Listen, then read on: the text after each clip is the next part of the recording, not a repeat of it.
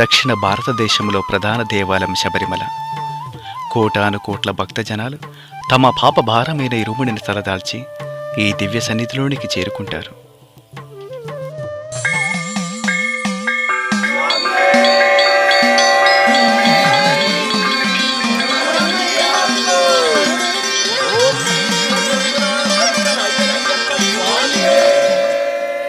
అఖిలాండ కోటి బ్రహ్మాండ నాయకుడైన సాక్షాత్తు శ్రీ అయ్యప్ప స్వామి తన భక్తులకు దర్శనమిచ్చి శబరిమలపై కొలువై ఉన్నాడు.